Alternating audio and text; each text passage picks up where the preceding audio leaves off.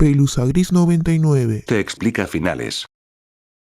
Pesadilla en la calle Elm es sin duda un clásico de clásicos del cine de terror, y me estoy refiriendo a la película de 1984, no la basofia de remake que quedó en el olvido y sin duda debería formar parte de un universo paralelo, o mejor, nunca tendrá que haber existido. Pero hablemos de la original, la que dio inicio a una gran saga y sobre todo al villano Freddy Krueger, figura importante de la cultura pop, reconocido por cualquier persona, incluso si no es amante del cine de terror. La película cuenta como un grupo de adolescentes son liquidados por un ser aterrador que solo es visto mientras duermen. Fred Krueger, ese es su nombre, se encarga de terminar con cada uno de los amigos de Nancy Thompson, la joven protagonista, quien descubre gracias a su mamá la verdad detrás de ese hombre con rostro quemado y guante de cuchillas. Hace años fue el terror de los padres de esa ciudad, quienes cansados hicieron justicia por mano propia, dándole fin al slasher de Springwood, como le llamaban, pero al parecer Krueger regresó en busca de venganza. Y para terminar con la lista negra de jovenzuelos de la calle Elm. Si estás viendo este video seguramente terminaste de ver esta gran película, o si ya la viste te surgieron muchas dudas sobre su final, pero tranqui, porque aquí estoy para explicarte el final de Pesadilla en la calle Elm. Cuando Nancy se prepara para dormir y así lograr sacar a Freddy del mundo de los sueños para liquidarlo, todo lo que vimos a partir del momento en que ella programa su reloj y cierra los ojos para dormir fue un sueño, pero ella finalmente logró comprender que Freddy adquiría sus poderes si la gente creía en él y le tenían miedo. Por eso Nancy le dio la espalda, aunque sabiendo que Freddy la iba a liquidar con su guante de cuchillas. Dándole la espalda, ella le demostró que no le tenía miedo. Por eso Freddy perdió toda su fuerza y se desintegró. Como Freddy no pudo liquidarla, sí lo hizo con su madre, quien desconocía la técnica de Nancy, por lo que le dio todo el poder suficiente para que Freddy la llevara a su mundo a través de la ventanita. Y ese fue el fin de la pobre señora Marge Thompson. Este final es realmente muy confuso y no tiene sentido, pero esto tiene una explicación, ya que realmente lo que vimos no fue lo planeado originalmente. El director de la película y creador de la historia, Wes Craven, tenía en mente otro final completamente distinto, donde Nancy obviamente lograba derrotar a Freddy con su técnica de no demostrarle miedo, por lo que ella y sus amigos habían sobrevivido y todo lo visto en la película había sido un sueño, o no realmente, porque ese final dejaba esa pregunta abierta al espectador. Pero el productor del film quería un jump scare con un final abierto. Por eso se agregó la escena del muñeco atravesando la pequeña ventana de la puerta y a Freddy manejando el auto.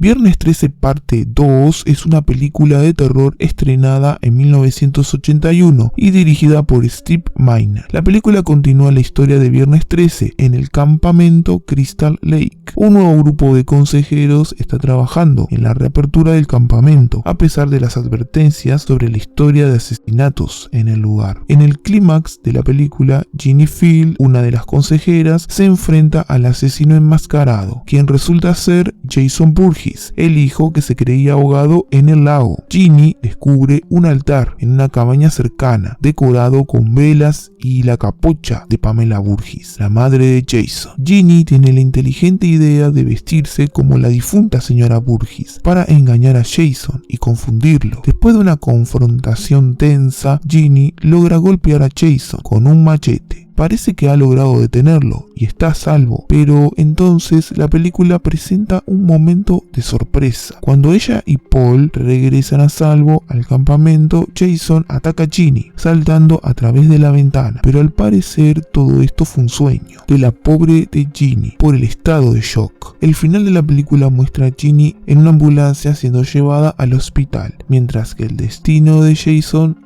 queda en duda. Igualmente se revela que nada fue un sueño y que Jason sí saltó a través de la ventana, golpeando a Ginny y dejándola inconsciente, liquidando al pobre de Paul para luego escapar del lugar. Pero ¿y si te digo que este Jason visto en la película no era el verdadero hijo de Pamela Voorhees, la madre infame de la primera película? Según una sorprendente teoría, Jason Voorhees, el asesino enmascarado, no es realmente el mismo Jason que se ahogó en el lago en la primera película. En cambio, el Jason que vemos en la secuela es en realidad un imitador o un discípulo obsesionado con el legado de su madre, Pamela Voorhees. Según esta teoría, el imitador de Jason habría estado observando y estudiando los eventos del primer film desde las sombras. Tras la muerte de Pamela en manos de Alice, este imitador decide tomar el manto de su madre y continuar su misión de venganza. Esta teoría se basa en varios elementos de la película. En primer lugar, el hecho de que Jason aparezca repentinamente vivo después de la supuesta muerte de su madre sugiere que podría ser otra persona que adopta su identidad. Además, la habilidad física y la fuerza sobrehumana que muestra Jason en la secuela son difíciles de conciliar con un niño que se ahogó en el lago años antes. Además, en la escena final donde vemos la capucha de la señora Voorhees, se puede interpretar como una señal de que alguien más asumió el papel de Jason después de la muerte del imitador enmascarado. Esta teoría impactante sugiere que la maldición del campamento Crystal Lake es perpetuada por múltiples personas que se hacen pasar por Jason, cada una obsesionada con llevar a cabo la venganza de Pamela Voorhees. A lo largo de las secuelas posteriores, esta idea podría ser explorada y revelar una red de imitadores o discípulos que continúan propagando el terror en nombre de Jason. Last Shift es una película de terror psicológico del año 2014, dirigida por Anthony Di Blasi. Esta película la recomiendo bastante y si la primera vez que veas esta película no te gusta, invito a que días después vuelvas a verla. Te vas a llevar una grata sorpresa. En el clímax de Last Shift, la oficial de policía novata Jessica Loren se encuentra atrapada en una estación de policía abandonada durante su último turno nocturno. En la estación, Jessica es perseguida por entidades sobrenaturales y se enfrenta a sucesos aterradores relacionados con la historia de la estación y un culto satánico. En el final de la película, Jessica se enfrenta al líder del culto satánico, John Michael Paymon, quien se había autoliquidado en la estación de policía años atrás. Después de una confrontación intensa, Jessica logró derrotar al culto Paymon y liberar su espíritu maligno. Pero en un giro inesperado se revela que Jessica fue corrompida, engañada por el espíritu de Paymon y que liquidó a personas inocentes, creyendo que se trataban de seguidores del culto que la estaban atacando en la estación. Y todo este desenlace final que vemos de la película no fue casual. Recordemos que el líder del culto y sus otras dos seguidoras principales se autoliquidaron en la estación de policía cuando fueron detenidos por sus infames hechos. Su mala energía invadió el lugar, convirtiéndose la estación en un comedero energético no para cualquiera. Jessica fue atormentada durante toda la noche. Esto fue hecho a propósito por el culto, para así bajar su energía y que pueda así ser manipulada como vimos al final. Así es como el culto sigue haciendo de las suyas desde el más allá. El final de Last Shift es impactante y deja al espectador con una sensación de desconcierto. Sugiere que las fuerzas sobrenaturales han triunfado sobre Jessica y que ella ha sido completamente seducida por el culto satánico. Viernes 13 parte 3 es un film de terror estrenado en 1982 y dirigida por Steve Miner. La película sigue a un nuevo grupo de jóvenes que se encuentran en una casa de campo cercana al campamento Crystal Lake. Una vez más, Jason regresa para aterrorizar y asesinar a los incautos visitantes. En el clímax de la película, Chris Higgins, una de las sobrevivientes, tiene un enfrentamiento final con Jason. Chris descubre que Jason es en realidad el asesino que la atormentó en una experiencia traumática en el pasado. Durante el enfrentamiento, Chris logró golpear a Jason con un hacha y parece haberlo derrotado. Sin embargo, el final revela que Jason no está muerto. Chris, después de haber herido a Jason, se refugia en un bote en el lago, creyendo que había escapado. Pero cuando se sienta en el bote y respira aliviada, de repente la versión zombie de Pamela Voorhees la atrapa, llevándola al fondo del lago. El final de la película deja una puerta abierta a una posible continuación, ya que Jason parece haber sobrevivido a sus heridas, ya que ese fantasma de la señora Voorhees da a entender que Jason sigue con vida y por ende la maldición del Crystal Lake. Además, Viernes 13 parte 3 se destaca por ser la primera película de la franquicia en presentar la icónica máscara de hockey que se ha convertido en el símbolo de la serie.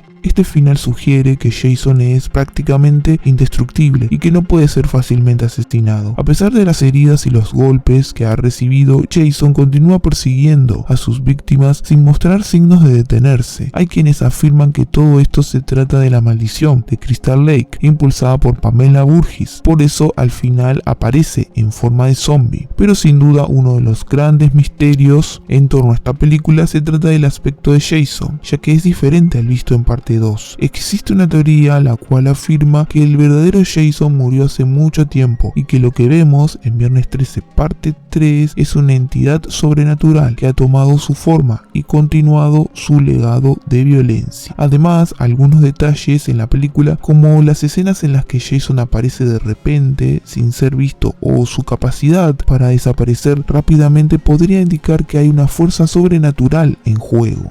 Viernes 13 parte 4, The Final Chapter, el capítulo final, fue estrenada en 1984 y presentada como la última película de la saga, dándole un final a Jason Voorhees. La película sigue a un nuevo grupo de jóvenes que se encuentran en una casa de campo cercana al campamento Crystal Lake. Jason, el asesino enmascarado, continúa haciendo de las suyas y sumando kills a su lista infame. En el clímax de la película, Tommy Jarvis, uno de los sobrevivientes, se enfrenta a Jason. Tommy, desesperado por detenerlo de una vez por todas, utiliza su pasión por los efectos especiales y el maquillaje para engañar a Jason, haciéndose pasar por su joven versión. Tommy logra darle repetidamente golpes con un machete, aparentemente liquidando a Jason. Sin embargo, en un último acto de desesperación y locura, Tommy lo vuelve a liquidar repetidamente cuando Jason estaba sin vida. A partir de esta parte final del film nos da a entender que la maldad de Jason poseyó a Tommy Jarvis, ya que su comportamiento se acercaba más al de un niño Jason Voorhees. Por lo tanto, esta película mostraría el final de Jason como lo conocemos físicamente, pero su espíritu, o como le quieras llamar, pasó a ocupar el lugar de Tommy Jarvis, convirtiéndose en una versión distorsionada de Jason. Poseído o no por el espíritu de Jason, esta película confirmaría en parte la existencia de la conocida maldición de Crystal Lake, la cual es mencionada en películas anteriores. Además, capítulo final nos da a entender que Tommy puede seguir con el infame legado de Jason en futuras películas. Es importante destacar que Viernes 13 parte 4, capítulo final, fue inicialmente concebida como la última película de la serie, de ahí el título. Sin embargo, debido a su éxito, la franquicia continuó con más secuelas en las que se exploran diferentes enfoques y variaciones del personaje de Jason.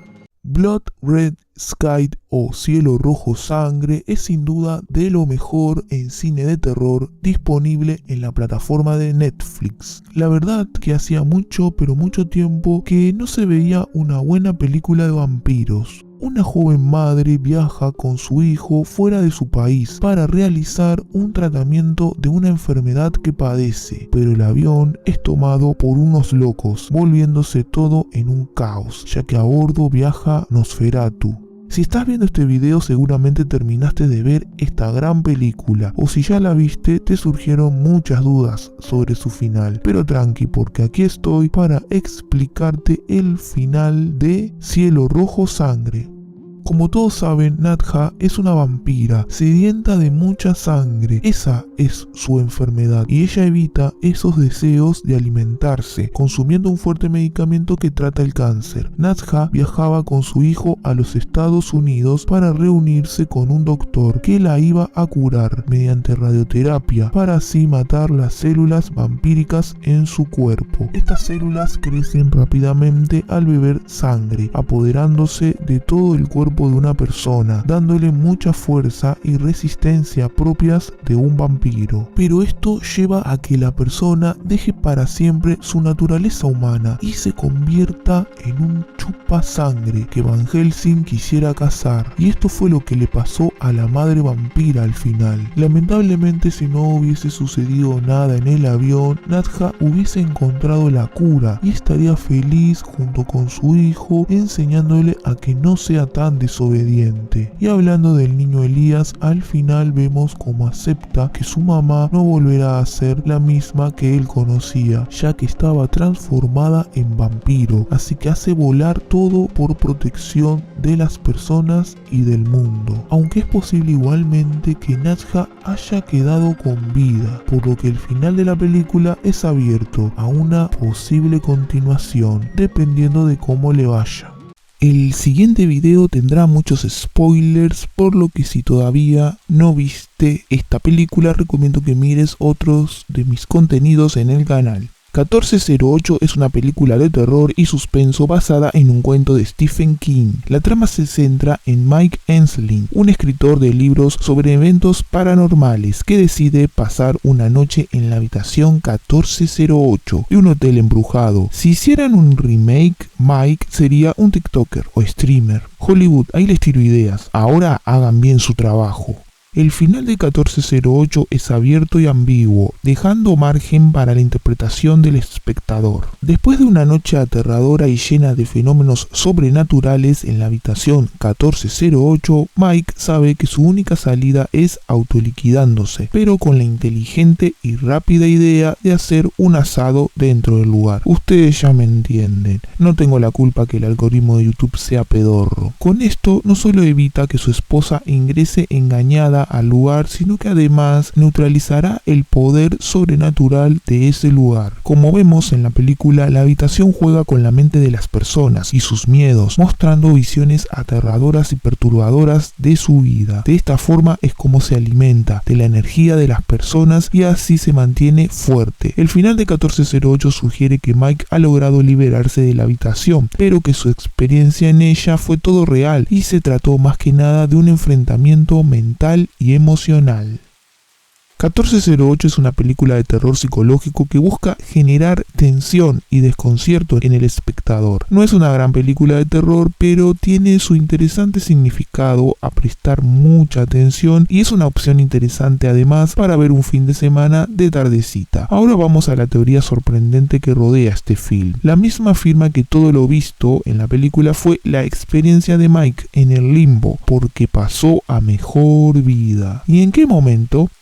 Cuando sufrió el accidente mientras hacía surf en la playa. Después de ese hecho vimos que Mike recibió la invitación a la habitación del hotel, pero nunca lo vimos herido ni nada, como que fue muy abrupto el cambio de escena. Eso porque después del hecho de la playa, Mike pasó a mejor vida, pero nunca se enteró, pobre. Entonces quedó atrapado en el limbo, que fue representado por la habitación del hotel. Eso explicaría las escenas de bucle que sufría el escritor.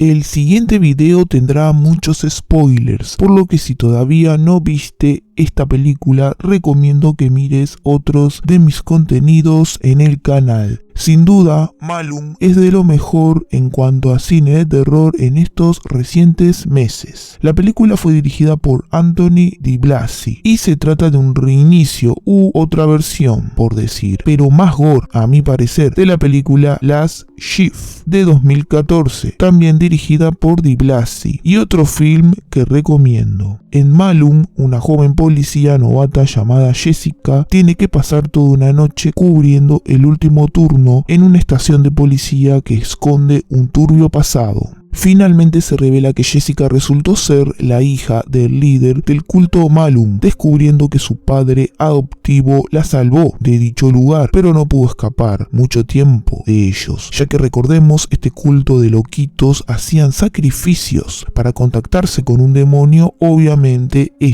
poseyó a todo el culto, continuando con sus planes siniestros. Los 3 líderes del culto siguieron con su ritual y se autoliquidaron en la comisaría, donde Jessica tiempo después haría la guardia. Todo como un plan siniestro para atraer a la princesa del culto, Jessica. Por lo tanto, al autoliquidarse, los 3 líderes del culto querían poseer al pobre del policía, que se trataba, como ya dije, del padre adoptivo de Jessica. Por eso cometió esos infames hechos que vemos al inicio de la película, por culpa de la secta Malum. Finalmente, todo esto fue hecho para que Jessica terminara aceptando trabajar en el último turno de la comisaría y descubrir así su turbio origen y destino también. El final de la película ha provocado mucha discusión entre los fans del cine de terror, ya que el director Anthony Di Blasi buscaba que él mismo estuviera abierto a la interpretación. Jessica fue atrapada y se desempeñará como la reina de Malum.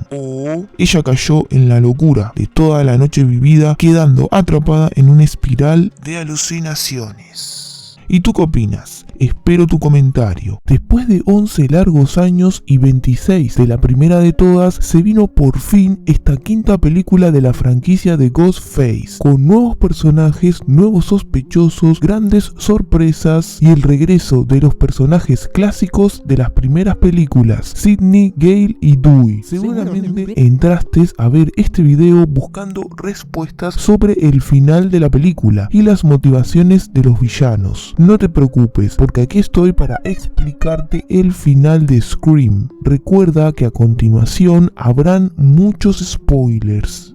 Vamos al centro de todo, a lo que provocó el regreso de Ghostface a la gran pantalla, Sam Carpenter, como lo fue Maureen Prescott en Scream 1996. Como ya todos lo saben, Sam es la mismísima hija ilegítima de Billy Loomis y al parecer heredó la locura de su papá. Esto fue el principal motivo para que Amber y Richie se pusieran el traje y máscara de Ghostface y cometieran los asesinatos. Estos 2 locos, tan locos como Billy y Stu, se conocieron en un subreddit. Ambos eran fanáticos hasta los huesos de la saga Stab, la Scream dentro del mundo de Scream. Como la saga de Stab venía en picada y había perdido la esencia de la película original, ambos querían que volviera a sus raíces, y qué mejor forma de cometer los crímenes para que las productoras se pudieran inspirar en una nueva película. Los asesinos culparían a Sam de todos los infames hechos, ya que era la hija de un asesino en serie y era sin duda la mejor inspiración para crear la nueva película. Amber se obsesionó más con la idea cuando descubrió que su familia se había mudado a la casa de Stu, donde sucedió todo el acto final en Scream 1996. Richie, en complicidad con Amber, llevó a las hermanas Carpenter hacia esa casa y a su vez a Sidney y Gale, ya que los asesinos querían darles fin a ellas también, porque querían conectar a los personajes originales con los infames nuevos hechos ocurridos en manos de Ghostface. Y Sam sería la autora de todo, sería culpada, porque liquidó a los personajes originales, y de esta forma la franquicia de Stab se enfocaría en algo novedoso, con una nueva historia atrapante y mucho slasher. Por eso la muerte de Dewey fue planeada, todo para traer a Sidney Prescott a Woodswood nuevamente. Scream 5 marca también una nueva historia, por eso se bromea en un momento del film con recuela. Esto explicaría el porqué de la escena inicial, muy similar a lo que vimos en Scream 1996, y su momento final, también igual a lo que vimos en la primera película. Sidney y Gale pasaron su legado a esta nueva generación de sobrevivientes a Ghostface.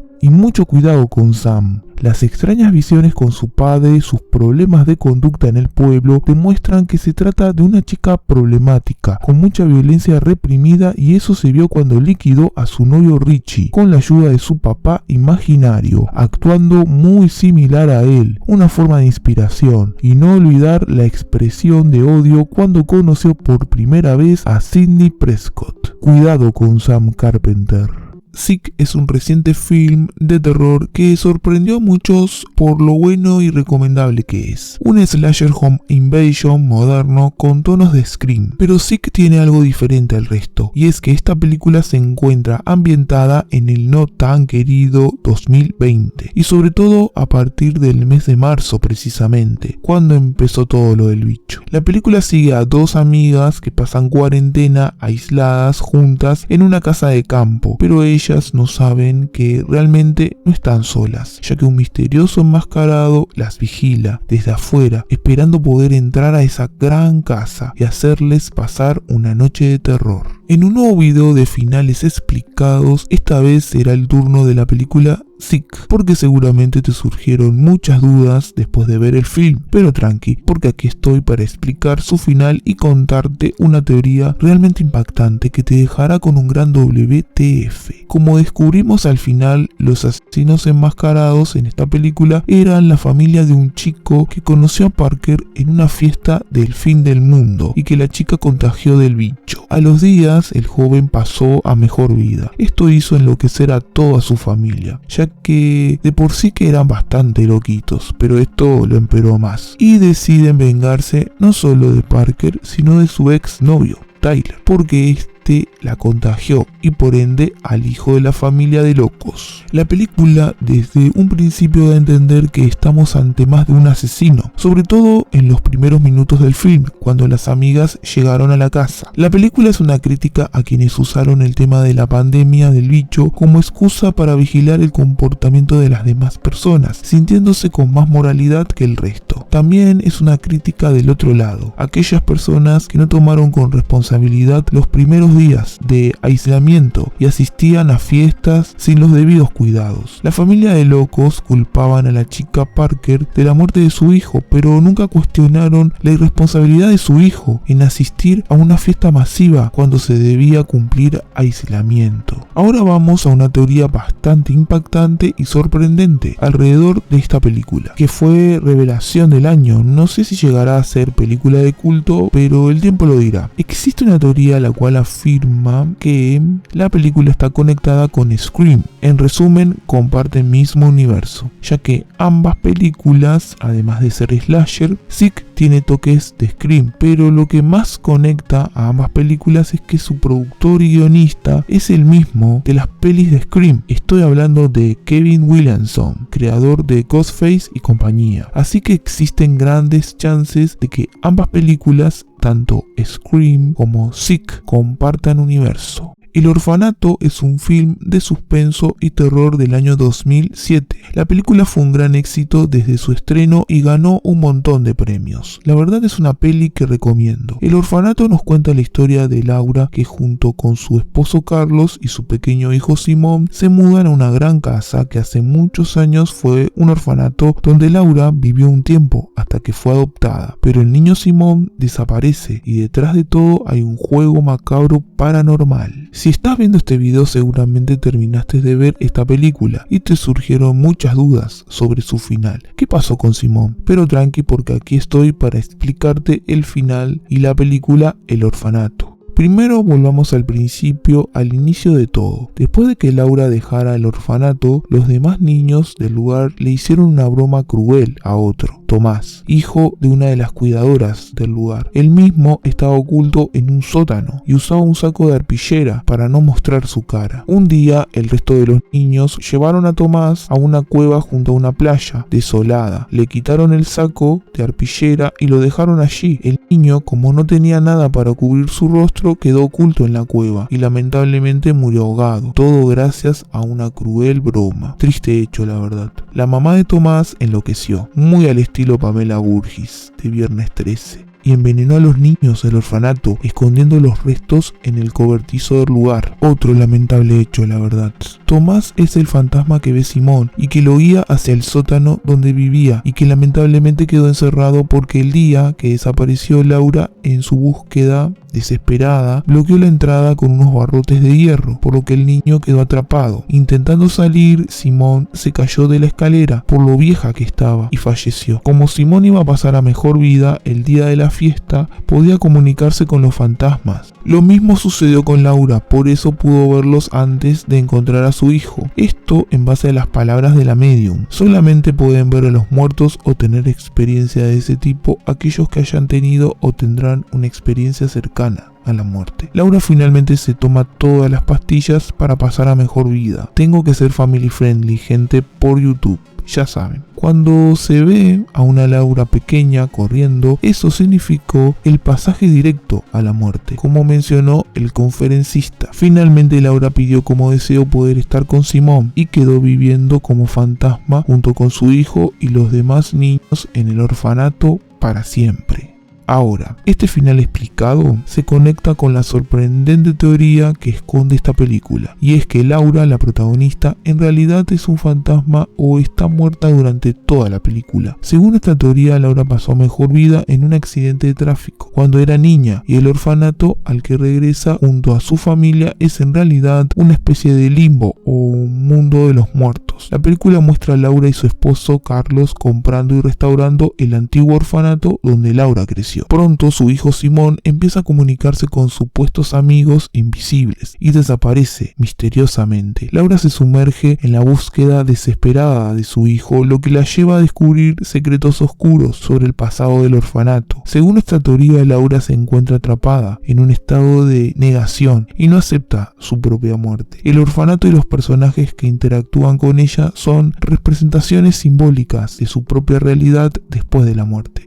The Outwaters es un film de terror al estilo Blair Witch, found footage, otros la denominan como terror Lovecraftiano. La película está ambientada en 2017. Cuenta la historia de un grupo de jóvenes que van a grabar un video en el desierto de California y se encuentran con algo fuera de nuestro planeta. El film tiene varios momentos escalofriantes y es considerada por la web Rotten Tomatoes como lo mejor en cuanto a cine de terror de este año. El significado de la película es bastante oculto y puede tener varias interpretaciones. En este video intentaré explicarte su final dentro de las ramas más acertadas. El protagonista de la película, Robbie, cometió un grave error y fue escuchar por varios minutos ese ruido extraño que provenía de una especie de cueva, cráter, no sé lo que era, pero eso provocó que fuera poseído, en realidad que su cuerpo fuera tomado por un ser de otra dimensión. Recordemos que la primera noche donde acamparon los jóvenes se escucharon ruidos realmente extraños y fuertes como metálicos. Además habían restos de balas en el lugar. Quizás esa zona fue usada como una base al estilo Área 51, ¿no? Donde fue gente a correr como Naruto. O simplemente fue un lugar donde se generaba fácilmente portales interdimensionales como el Event Horizon o una caja del Merchant de Hellraiser. Robbie fue usado por un ser de otra dimensión que no tenía buenas intenciones y liquidó a sus amigos. Esa escalofriante figura con el hacha era el propio Robbie, que gracias a la zona donde se encontraba pudo viajar a través del tiempo. Sobre todo también gracias al agua que había en una de las cuevas. La película da varias pistas claras sobre esto, además de la presencia de los jóvenes en el desierto de Mojave, ya que es muy conocido por sus historias paranormales, que involucra el misterio de las luces vistas por las noches. Recomiendo que mires esta película de Outwaters más de una vez, ya que contiene información reveladora. Viernes 13, un nuevo comienzo, es la quinta parte de la saga de películas de Viernes 13, que nació gracias al éxito de Capítulo Final. Pero ¿cómo regresará a la vida Jason Voorhees en esta quinta parte? Viernes 13, un nuevo comienzo, sigue la historia de Tommy Jarvis, el protagonista de la cuarta entrega, quien ahora se encuentra en un centro de rehabilitación para jóvenes problemáticos, ubicado en las afueras de Crystal Lake. Sin embargo, un nuevo asesino enmascarado comienza a aterrorizar a los residentes del centro y alrededores. ¿Se tratará del mismísimo Jason Voorhees que regresó de entre los muertos, o detrás de esa máscara se esconde Tommy Jarvis? En el clímax de la película, Tommy logra enfrentarse al asesino enmascarado y descubre que se trata de Roy Burns, un paramédico que busca venganza por la muerte de su hijo. Tommy y Roy tienen una confrontación intensa y finalmente Tommy logra derrotarlo, decapitándolo con un machete. Este final insinúa que, aunque Tommy logró vencer al asesino enmascarado de esta entrega, la presencia de Jason sigue atormentándolo y al parecer el legado de violencia continúa influyendo en su vida. Ahora, esta película da varias pistas que fortalecen la teoría de la maldición del Crystal Lake, cuya maldad posee a las personas. Primero fue Pamela Voorhees, luego su hijo Jason, o un imitador, no lo sabemos. Luego Roy Burns, el paramédico, que fue poseído por esa maldición al sentir deseos de venganza por la muerte de su hijo. Y el último poseído fue Tommy Jarvis. Eso se muestra en el final de la película, cuando el fantasma de Jason aparece sobre la cama de Tommy en el hospital, lo posee y hace que Tommy liquide a la pobre de Pam Roberts. Es importante destacar que Viernes 13, un nuevo comienzo, intentó explorar una nueva dirección para la serie, al presentar un asesino enmascarado diferente a Jason Voorhees. Sin embargo, debido a la reacción mixta de los fanáticos, la franquicia regresó a su enfoque original con la sexta entrega, Viernes 13 parte 6, Jason vive. En Viernes 13 parte 6, Tommy Jarvis, el protagonista de las entregas anteriores, intenta poner fin a la amenaza de Jason de una vez por todas. Tommy decide desenterrar el cuerpo de Jason, pero en su desesperación por asegurarse de que está muerto, clava un poste de metal en el cuerpo de Jason, siendo alcanzado por un rayo en el proceso. Este evento provocó una reacción sobrenatural y Jason resucita como un ser indestructible. Con su fuerza renovada, Jason continúa su oleada de terror en Crystal Lake, persiguiendo y asesinando a quienes se cruzan en su camino. Finalmente, Tommy tiene un plan para encerrar a Jason en el fondo del lago, usando una cadena para atarlo a una gran roca. En el clímax de la película, Tommy y Jason se enfrentan en el lago. Tommy ata la cadena alrededor del cuello de Jason y lo hunde en el agua, neutralizando su maldad, pero no derrotándolo, es decir, quedando Jason en un profundo sueño. Esto confirmaría sin duda la existencia de la maldición de Crystal Lake, ya que Jason queda atrapado en dichas aguas para neutralizar su maldad, por lo que esta sorprendente teoría se confirmaría en esta película. Pero hay otra teoría en torno a parte 6, y es que cuando Tommy clava el poste de metal en el cuerpo de Jason y es alcanzado por un rayo, no solo provoca la resurrección de Jason, sino que también desencadena un evento sobrenatural que fusiona las almas de ambos personajes. Después del incidente, Tommy comienza a mostrar rasgos y comportamientos similares a los de Jason. Su personalidad se vuelve más violenta y sádica y desarrolla una obsesión por liquidar a Voorhees. Esta teoría impactante plantea la idea de que Jason no es simplemente una entidad física, sino una presencia malévola que puede transferirse a través de diferentes individuos. Además, desafía la noción tradicional de que Jason es un personaje estático, sugiriendo que su legado puede trascender a través de la posesión y la influencia sobre otros. A Quiet Place, o Un lugar en silencio, es una película de terror estrenada en 2018 que nos muestra cómo una familia tiene que sobrevivir a unos extraterrestres monstruos insectoides letales que cazan mediante el sonido y que invadieron todo el planeta, donde las pocas personas que quedan tienen que sobrevivir sin hacer ruido. Para lograr vivir día a día, la familia se comunica mediante el lenguaje de señas y caminan descalzos, viviendo en torno al silencio. La película logró un gran éxito en taquilla, creando un nuevo universo que podría compartir tranquilamente con Cloverfield, ya que guardan cierta similitud. Si estás aquí, seguramente terminaste de ver esta película y te surgieron muchas dudas sobre su final. Pero tranqui, porque aquí estoy para explicarte el final de A Quiet Place 2018. Los monstruos de A Quiet Place son extraterrestres y llegaron a la Tierra mediante meteoritos. El primer caso se reportó en Nuevo México, como se pudo ver en los recortes de diarios en el sótano de la familia. Estas criaturas son extremadamente fuertes. Su piel es muy resistente a todo tipo de daño, como un fuerte escudo de metal. Esto les permitió sobrevivir a la explosión de su planeta. A pesar de no ver perfectamente, tienen una gran audición que les permite escuchar hasta el sonido de un alfiler caer, pero tienen una debilidad que descubrimos en los momentos finales de la película: el audífono de la niña Regan.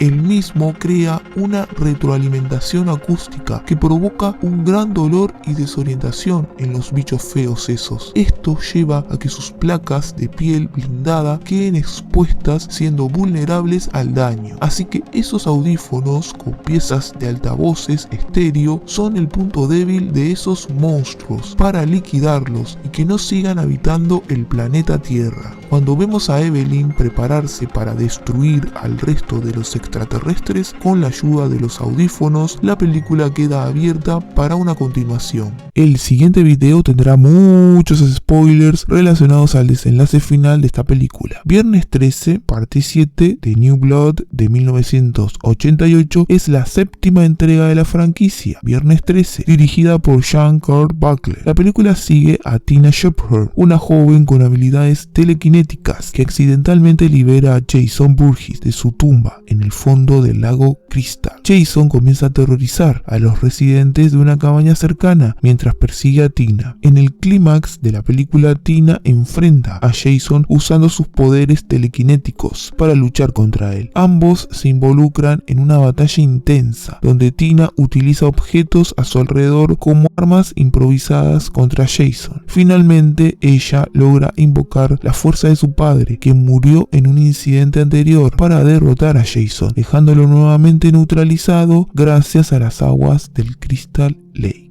Parte 7 sin duda brinda grandes revelaciones de la saga. En primer lugar, ratifica la maldición del Crystal Lake, ya que su padre falleció gracias a esto, pero también se muestra cómo gracias a los poderes de Tina permitieron que Jason escapara de su prisión, aunque existe una teoría que va más allá, y es que Tina, debido a su poder telequinético, fue capaz de manipular la realidad y materializar sus miedos y traumas en forma de Jason. Sus poderes descontrolados y su profundo subconsciente crearon una entidad poderosa y aterradora que tomó la forma del infame asesino enmascarado. La película Viernes 13 parte 8, Jason toma Manhattan de 1989, presentó a Jason Voorhees, el hombre detrás de la máscara, persiguiendo a un grupo de estudiantes que viajaban en un barco desde Crystal Lake hacia Manhattan, Nueva York. En el enfrentamiento final, Rennie, la Final Girl, junto con Sean, ingresaron a las alcantarillas de Nueva York, desesperados por escapar de Jason. En un descuido de Voorhees, Rennie logró herirlo con ácido tóxico que había en el lugar, arrojándolo sobre él, debilitándolo temporalmente y permitiéndole escapar junto con Sean. Pero Jason Voorhees es muy fuerte y logró alcanzarlos, impidiendo que escaparan de las alcantarillas, pero una inundación de aguas residuales tóxicas lograron atrapar a Jason, pasando este a mejor vida. La escena final tiene mucho significado, pero nos dice claramente que Jason Voorhees fue liberado de la maldición del Crystal Lake, pudiendo así descansar en paz para siempre. Y vamos a la teoría de la película. Existen muchas, pero la más acertada e interesante es la que afirma que los eventos ocurridos en Manhattan son una manifestación de los miedos y traumas de Rennie, la protagonista principal de la película, y que Jason representó su subconsciente y propias inseguridades. Como vimos en la película, Rennie tenía una conexión con Jason, ya que en su pasado ella casi se ahogó en Crystal Lake y fue acosada por visiones de un joven Jason. Estas experiencias traumáticas dejaron una marca en su psique y se manifestaron en la forma de pesadillas y delirios cuando viajaba a Manhattan. Todo lo que sucede en la ciudad es una metáfora de su lucha interna por superar su pasado y enfrentar sus miedos. Esta teoría añade una capa psicológica y simbólica a la película. ¿Y tú qué opinas? Espero tu comentario. El siguiente video tendrá muchos spoilers, por lo que si todavía no viste esta película, recomiendo que mires otro de mis contenidos en el canal. Heathers es sin duda un clásico de culto. Esta comedia y sátira negra se estrenó en 1988, sin mucho éxito en la taquilla, pero, como sucede con la mayoría de los clásicos de culto en el cine, con el paso de los años logró conseguir un gran número de seguidores y convirtiéndose en una gran influencia en otras películas que también son clásicos de culto. La película sigue a Verónica Sawyer, una estudiante de secundaria que tiene un grupo de amigas populares pero bastante crueles, sobre todo su líder, llamada Heather Chandler. En la secundaria el grupo es llamado Heathers. Cuando Verónica conoce a JD, ambos se embarcan en una serie de crímenes simulados que se vuelven cada vez más reales y violentos. Finalmente Verónica logra impedir los planes siniestros de JD.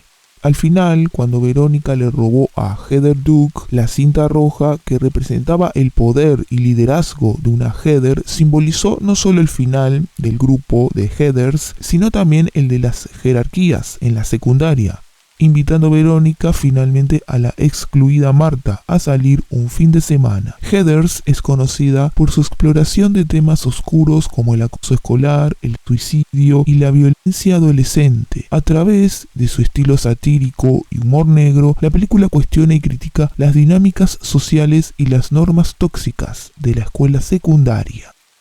Pero existe una teoría, la cual sostiene que toda la trama de Heathers es en realidad un sueño o una fantasía de Verónica, la protagonista.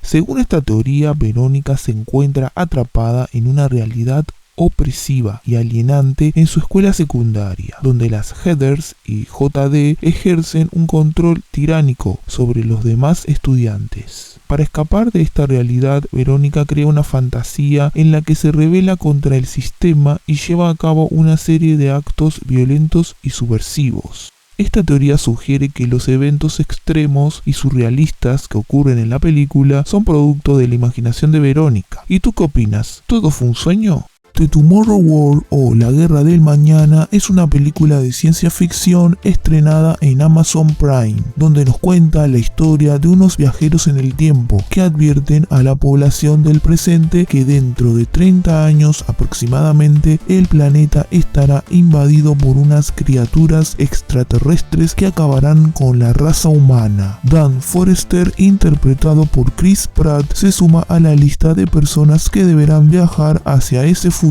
al que nadie quisiera ir para luchar contra estas criaturas llamadas espinas blancas y así encontrar la forma de liquidarlos definitivamente. Estos monstruos son extremadamente rápidos y letales, ya que disparan unos picos que te dejan como un colador. En este futuro controlado por los espinas solo quedan 500.000 humanos en todo el planeta, gracias a estos bichos feos que pueden ser parientes de las criaturas de A Quiet Place. Pero en el futuro, Dan se enfrentará con algunas revelaciones sorprendentes sobre su futura vida y que cambiarán el presente, como pasa en toda película de viajes en el tiempo. Eso me encanta. Si estás viendo este video, seguramente terminaste de ver esta película, o si ya la viste, te surgieron muchas dudas sobre su final. Pero tranqui, porque aquí estoy para explicarte el final de The Tomorrow War.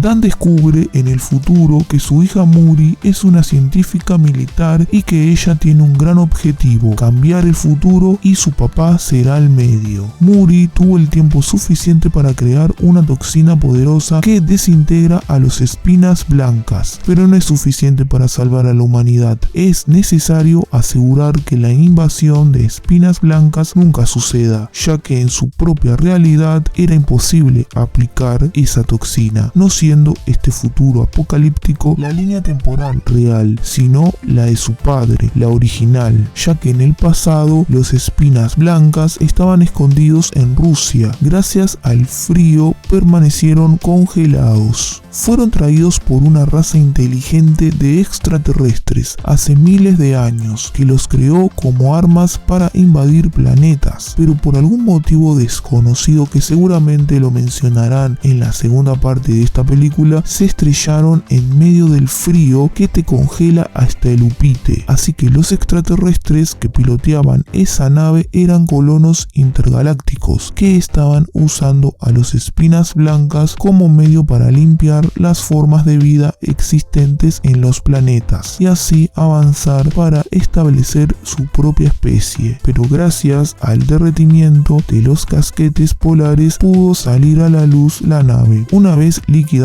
los bichos, gracias a Dan y compañía, se borra esa línea temporal de futuro apocalíptico, por lo que cambia ese futuro y la humanidad se salva finalmente. Pero esto a su vez creó una paradoja, cambiando varias cosas, como pasó en Volver al Futuro 2. Como la línea de tiempo apocalíptica se borró, la secuencia original de eventos que llevaron a que los soldados fueran enviados para advertir del desastre, esto no sucederá, ya que se eliminó el origen de todo. Pero Dan también borró las circunstancias que llevaron a la creación de la toxina White Spike y su propio conocimiento previo del ataque alienígena.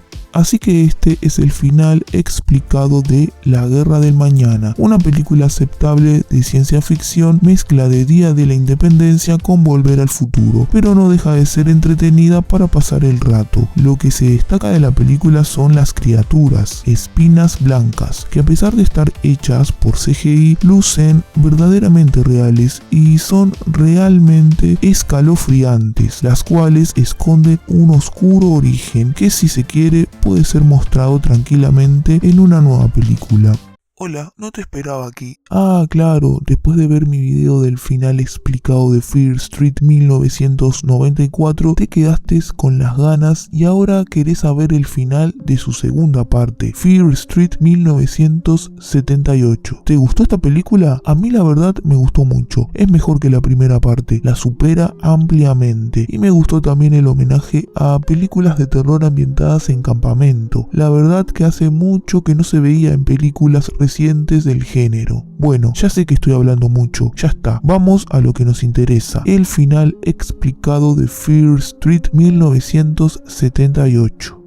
Hace muchos, pero muchos años, Shadyside y Sunnyvale fueron un solo lugar, precisamente un asentamiento colonial llamado Unión. Después de que Sarah Fear fuera ahorcada como bruja en 1666, Unión quedó dividido en las dos ciudades. El campamento Nightwing existía en los terrenos donde en 1994 se encontraba el shopping de Shadyside. Este centro comercial fue construido por la familia del sheriff Good, personas bastante ricas, la verdad. Gracias a las investigaciones hechas por la enfermera del campamento, se pudo descubrir que en medio del bosque la vieja cabaña de Sarah Fear y en su sótano había una especie de cámara ritual con la marca de la bruja tallada en el piso y en la pared los nombres de los esclavos slasher de Sarah Fear, como el de Tommy por ejemplo, y luego el de Sam años después. Esa cabaña esconde unos túneles que atraviesan todo el campamento y además allí vive una gran masa de carne podrida como la mancha voraz. Todo esto en torno a Shadyside. Las hermanas Siggy y Cindy llegaron a la conclusión de que para poder romper de una vez con la maldición es necesario reunir el cuerpo de Sarah Fear. Alice logró encontrar la mano de la bruja, pero los restos de Fear no estaban enterrados en el árbol donde fue ahorcada. Misteriosamente desaparecieron de allí. Alguien los movió, así que la maldición no se pudo romper. Al final de la película se revela que Siggy es C. Pearman, quien cuenta la historia y que pudo escapar de Sarah Fear, pero vive perseguida, con miedo y encerrada en su casa por si la bruja regresa en busca de ella. Dos hermanos tienen que mudarse provisoriamente a la casa de sus raros abuelos, pero un agujero en la pared les hace ver cosas horribles, revelando el siniestro pasado de su familia. Ese es el argumento de La Casa de los Abuelos, o The Whole Truth, la película más WTF WTF del 2021. Porque imagina ver el pasado a través del agujero de una pared. Eso sí que es un viaje digno de un WTF. Pero si estás aquí, seguramente terminaste de ver esta película y te surgieron dudas sobre su final. Pero tranqui, porque estoy para explicarte el final de La casa de los abuelos, o el agujerito en la pared que te hace ver cosas turbias sobre el pasado de tu familia. El agujero en la pared era 100% real, no fake, aunque los abuelos de Pim y Pat se negaban a reconocerlo. Dicho agujero estaba vinculado con dos realidades paralelas. Además, el fantasma de la niña quería contar la verdad de los hechos que la llevaron a su triste final. Creed fue el papá de los chicos y tuvieron una hermana llamada Pinja. Ella perdió la vida en un lamentable hecho, quedando encerrada en un armario. Todos culparon a su padre Creed, pero en realidad no fue toda su culpa. Pinja había sido envenenada por su propia abuela, ya que la vieja chota no aceptaba a la niña por su aspecto físico. Y lo mismo estaba haciendo con Pot. A la única que aceptaba era a Pim, porque la consideraba perfecta. Todos culparon a Creed del triste hecho, pero las culpas fueron repartidas. Esa era una familia de locos, ya que May se encargó de su marido, llena de ira, pensando que fue responsable de la muerte de Pinja, y con la ayuda de su papá hicieron parecer que Creed se había quitado la vida, y el agujero en la pared era en realidad la bala que May le disparó a Creed. May finalmente descubrió toda la verdad, pero ya era demasiado tarde. Y vemos que está tan loca como sus padres. Está en el ADN. Así que este es el final explicado de La casa de los abuelos, la película más WTF del 2021. Espero haber aclarado tus dudas. El siguiente video tendrá muchos spoilers relacionados al desenlace final de esta película. Viernes 13 es un film de terror clásico slasher de culto estrenado en 1980 y dirigido por Sean S. Cunningham. La película sigue a un grupo de jóvenes consejeros que están trabajando para reabrir un campamento de verano llamado Camp Crystal Lake. Durante años el campamento ha sido considerado maldito debido a una serie de eventos trágicos y misteriosos. A medida que los consejeros llegan al campamento y comienzan a prepararlo, son perseguidos y liquidados uno por un desconocido asesino. El final de la película es sorprendente y revela la identidad del asesino, una madre vengativa, conocida como Pamela Burgess, la madre de un niño llamado Jason Burgess, que se ahogó en el lago del campamento años atrás debido a la negligencia de los consejeros. Pamela, consumida por el dolor y la ira, decidió vengarse de todos los que